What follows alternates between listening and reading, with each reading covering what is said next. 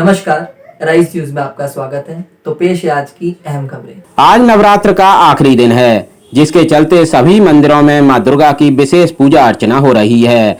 आज हम आपको मां दुर्गा के एक ऐसे मंदिर के बारे में बता रहे हैं जहां मां दुर्गा मां चंचालिनी के रूप में विराजमान हैं, जिसकी शक्तिपीठ के रूप में मान्यता है।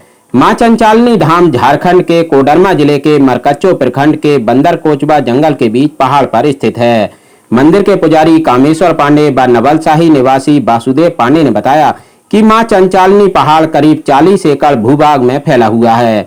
देवीपुर के राजा को मां चंचालिनी ने सपने में इस पहाड़ में वास करने की बात बताई थी, जिसके बाद राजा ने यहां मंदिर बनवाकर मां की पूजा अर्चना शुरू की। जैसे जैसे मां चंचालिनी के बारे में लोगों को पता चलता गया, श्रद्धालुओं का यहां तांता लगना शुरू हो गया। आज मां चंचालिनी धाम की देखभाल और रखरखाव का जिम्मा मां चंचालिनी धाम विकास समिति के पास है। आदिकाल से जो है विराजमान है चंचला कुमारी, ब्राह्मणी रूप में है। वहाँ का सबसे बड़ी समस्या था जल, और वह जल लोग 2 किलोमीटर से मात्र पूजा भर के लिए जल लेकर के जाते थे, और पुनः 2 किलोमीटर नदी आने के बाद ही जल यात्री को प्राप्त होता था। हम 1985-86 में जब आचार्य करके यहाँ स्थायी आ गए, माँ से हमारा बचपना से संबंध था, और हम प्रथम अनुष्ठान 9 दिन का नीचे ही जो कर्मा वृक्ष है उसी के बगल में एक आसन गाछ था, उसी जगह पर झोपड़ी बना के 9 दिन अनुष्ठान किए। उस समय वहाँ एक बाबा सागर गिरी जी महाराज, स्वर्गीय सागर गिरी जी महाराज कहीं से आए हुए थे, जो वहाँ भी विराजमान थे, और उन्होंने वहीं पर जो अभी वर्तमान में बरगद लगा हुआ है चबूतरा पर, उसी जगह पर वो कुआं प्रारंभ कर दिए थे। लेकिन वहाँ पर जल के अभाव और स्थान भी ठीक हमें नहीं लगा, क्योंकि यहाँ जल अगर माँ देगी तो यहाँ से बहेगा तो यात्रियों के लिए बड़ी दिक्कत होती है कि बड़ी पवित्रता है वहाँ के लिए। तब एक दिन जब हम 5वां दिन बैठ गया, चैत्र नवरात्र में बैठे हुए थे, जल का बहुत अभाव हो गया था।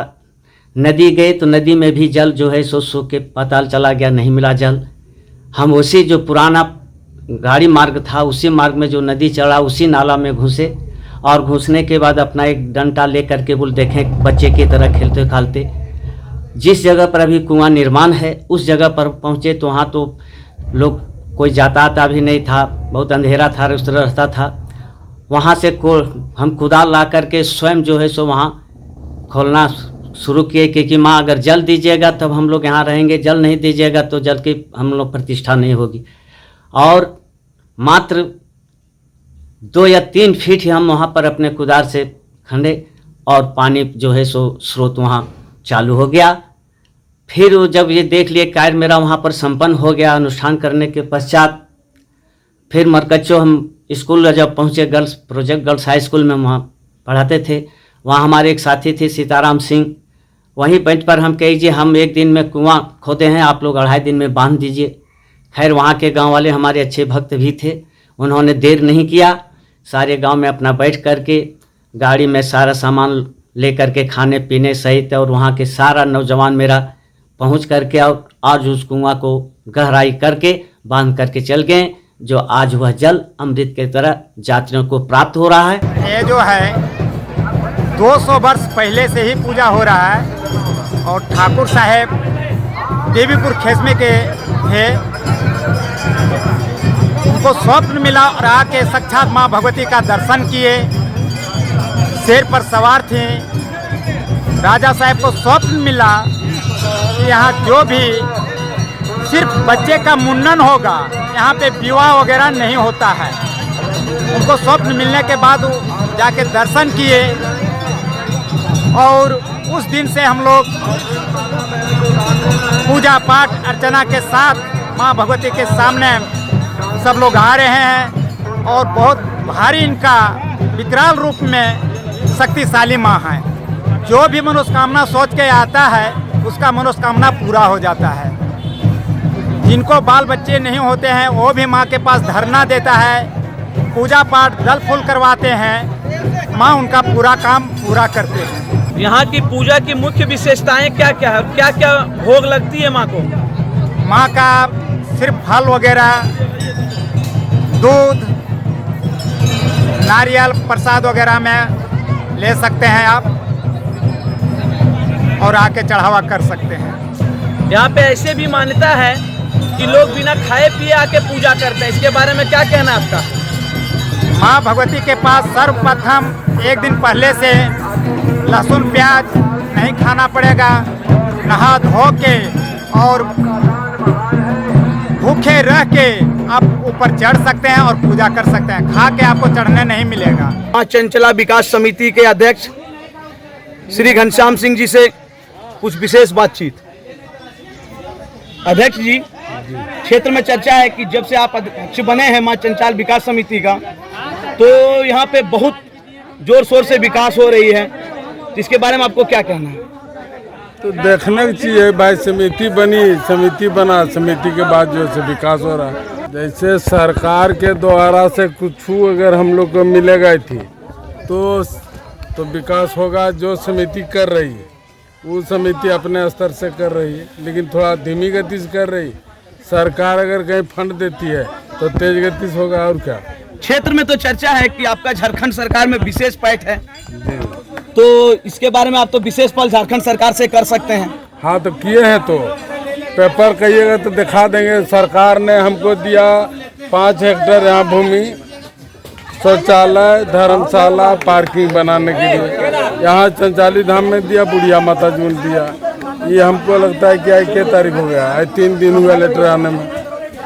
और इतनी जो समस्या है पार्किंग का जो है, उसके लिए आप सरकार से क्या मांग कर सकते हैं? जो रोड चौड़ी नहीं है और इसका पार्किंग का व्यवस्था है, लेकिन है कि यात्री आते हैं दूर से बहुत आस्था के साथ माता के दरबार में, और बहुत कष्ट होता है इस भीड़ भाड़ में जाने के लिए, तो इसके लिए विशेष व्यवस्था क्या सोचे हैं आप? सरकार के पास इसको इथी लगाएंगे, आवेदन देंगे, पुनः फिर आग्रह करेंगे कि भाई रोड तो चौड़ीकरण होनी चाहिए, इसी बात की नहीं। मां चंचल विकास समिति के आप संयोजक हैं, तो यहाँ पे कैसे विकास और हो, क्या प्रशासन से आप मांग करना चाहते हैं? इस पर अपना कुछ बात रखें।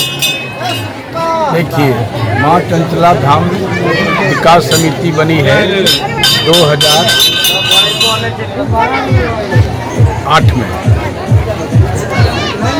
2008 और 12 के बीच में कोई काम, विकास का काम यहाँ नहीं हो सका। तब मैं अपने हाथ में जिम्मा लिया लोगों के कहने पर, और 12 से यहाँ विकास करना शुरू किए हैं। सीढ़ी बना दिए हैं, लेकिन सीढ़ी के बगल में दोनों तरफ रेलिंग आवश्यक है।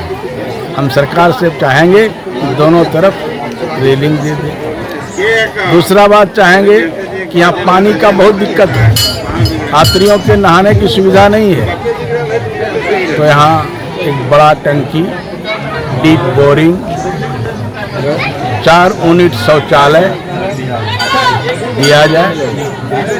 साथ ही साथ धाम के नीचे जो आंगन बना हुआ है, आंगन में ईंट बिछाकर, ईंट का सोलिंग कराकर उसको, ताकि स्वच्छ रहे, किया जाए। विगत कुछ दिन पहले कोडरमा उपायुक्त आदित्य रंजन जी यहाँ पे आए हुए थे, तो उनसे आप लोग क्या कुछ मांग किए हैं? लिखित मांग तो लिखित नहीं किए हैं, लेकिन वो आए थे, हम उस समय नहीं थे, अचानक आए, जानकारी नहीं मिली। यहाँ जो लोग थे उन लोगों ने उन्हें बताया कि यहाँ ऐसा ऐसा दिक्कत है, पानी टंकी के बारे में बताया गया है। रेलिंग शायद वो अपने मन से बोले कि यहाँ रेलिंग भी दे देंगे। जी, झारखंड सरकार से विकास के क्षेत्र में आप क्या मांग करना चाहते हैं?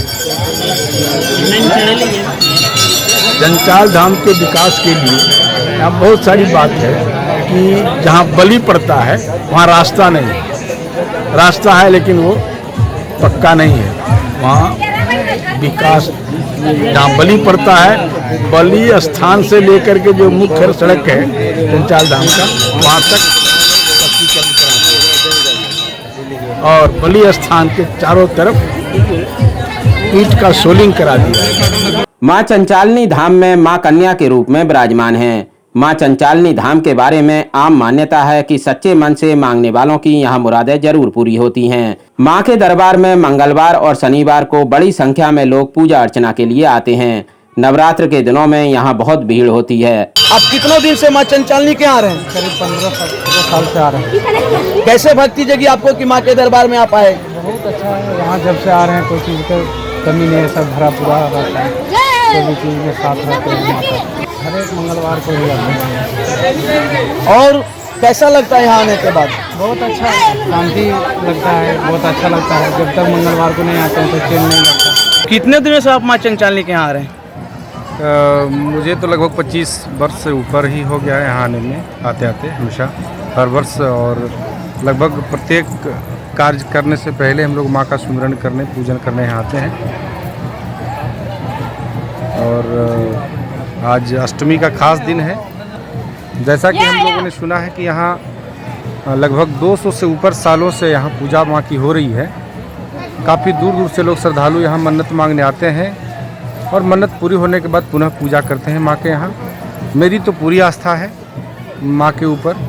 मैं भी प्रत्येक काम करने से पहले माँ की आराधना करता हूँ, माँ की पूजा करता हूँ, माँ का आह्वान करता हूँ और माँ मुझे आशीर्वाद भी देती हैं।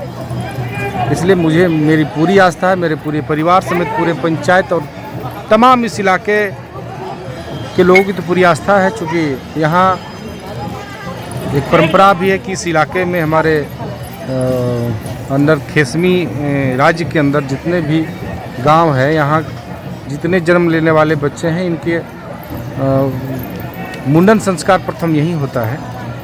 और ये परंपरा बहुत वर्षों से चली आ रही है। इस तरह की आस्था यहाँ है। हम लोग का जब से ख्याल है, हम लोग माता रानी के दरबार में आते हैं। हर मनोकामना पूरी होती है माता के दरबार में। और जितने दिन हम लोग का साथ माता रानी के हैं रहेंगे, ठीक है। और विशेष क्या कहेंगे, माता की कृपा बहुत अपरंपार है। सब कुशल मंगल से इनकी कृपा से हम लोग रहते हैं। कोई भी काम हम लोग नया करते हैं तो उससे पहले यहाँ पे आके माथा टेकते हैं, उसके बाद ही हम लोग कोई भी काम घर का हो या बाहर का हो, कोई भी नया काम माता रानी के आशीर्वाद लेकर ही, शादी वगैरह जो भी कुछ काम रहता है हम लोग का नया अपने परिवार में चाहे गाँव में, हम लोग पहले माता रानी के यहाँ माथा आके टेकते हैं, उसके बाद ही कोई काम करते हैं। उधर नवरात्र के इस पवित्र मौके पर देश के गणमान्य लोगों ने एराई न्यूज के माध्यम से देशवासियों को शुभकामनाएं भेजी हैं। नमस्कार, कोडरमा वासियों को दुर्गा पूजा की हार्दिक शुभकामनाएं। सरकार के तरफ से जितने भी गाइडलाइंस हैं वो फॉलो करें और समय समय पर अपना वैक्सीनेशन लगवाएं। दुर्गा पूजा की हार्दिक शुभकामनाएं सभी को। कोडरमा जिले के सभी वासियों को इस दुर्गा पूजा के शुभ अवसर पर हार्दिक बधाई।